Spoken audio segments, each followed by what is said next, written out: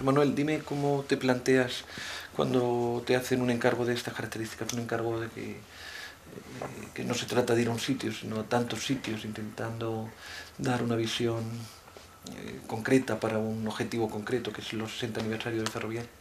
Bueno, para mí el encargo ferrovial ha sido una gran oportunidad, porque aunque ya había hecho ya en el terreno de la industria, ¿no?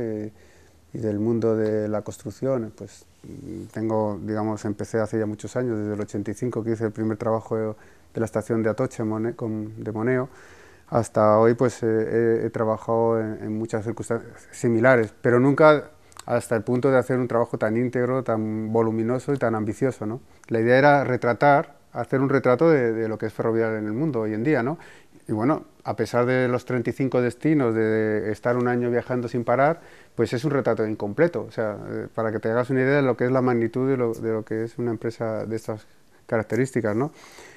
Aunque yo creo que es un retrato incompleto, pero muy representativo, que es, yo creo, lo que ha sido un poco mi intención, ¿no? De buscar y de plasmar lo mejor posible, que es, y desde el punto de vista estético, qué imágenes, qué mundo he encontrado que me podía interesar. Entonces, para mí, pues bueno, pues yo creo que me he encontrado también con muchas sorpresas, a pesar de las expectativas, ¿no? Yo me imagino, sé cómo es un aeropuerto porque he hecho muchos aeropuertos, pero ir a Heathrow y ver, pues por un lado la obra, por otro lado el funcionamiento del aeropuerto, cómo funciona y tal, pues siempre son obras que no suceden todos los días, de una escala y de una envergadura que es bastante impactante, ¿no? O el Crossrail, por ejemplo, en Londres también, que es atravesar Londres por debajo de tierra, son obras de una complejidad tremenda, ¿no? Entonces, pues para mí, aunque no sea la primera tuneladora que veo, pero no deja de sorprenderme, ¿no? ¿Qué crees que puedes aportar a la empresa, pero no solo a la empresa, sobre todo a las personas que están más cercanas a estas obras, a los ingenieros? Hombre, de cara a la sociedad, o sea, yo creo...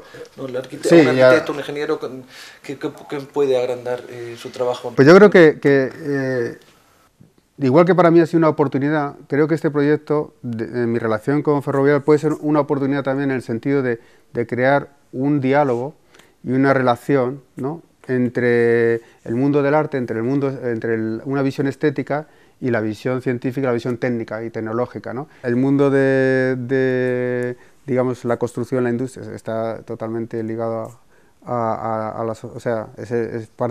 forma parte del ecosistema. Entonces muchos artistas de alguna forma lo hemos utilizado, y nadie es pionero. O sea, yo no creo en la creación que parte de cero y que un individuo es capaz de desarrollar en su plenitud. Yo creo en que uno pues tiene una serie de influencias o de cosas que le influyen, y él pues a partir de ahí desarrolla su trabajo y puede ser luego aportar más o menos, a no ser que... ¿Cómo te has planteado el proceso de trabajo de cada uno de las historias? Yo me lo he planteado, o sea, cuando me llegó este aluvión de lugares, porque claro, me dieron un programa de 35 destinos, cuando me encontré con ese tsunami de información y de posibilidades, pues yo lo que, al final, pues reflexionando sobre qué es Ferrovial, pues yo pensé que es una empresa muy completa en el sentido de que cumple, digamos, todas las facetas de lo que puede ser la actividad humana, ¿no? De alguna forma, Ferrovial está presente, por ejemplo, pues desde el proceso de las ideas, del pensamiento, de resolver problemas, hasta el proceso de la ejecución y el uso, ¿no?, y la explotación y el mantenimiento. O sea, que cumple todo el proceso. Entonces, yo me hice un esquema que era pensar, construir, habitar y mantener.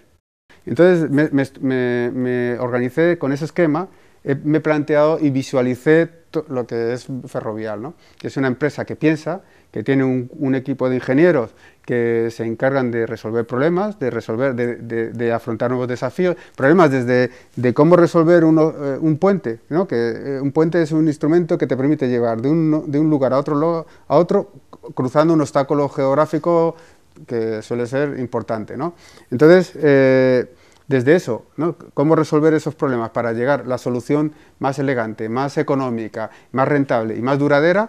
Luego la ejecución, lo que es la construcción, lo que es luego el uso, la explotación, que también ellos, digamos, tienen esa actividad, y luego el mantenimiento, que es la conservación. O sea, que mantiene, digamos, cumple todo el ciclo posible lo cumple. Entonces eso a mí me pareció sorprendente, o sea, para mí fue ya descubrir que era una empresa que se salía, digamos, de los parámetros, o por lo menos de los que yo conocía.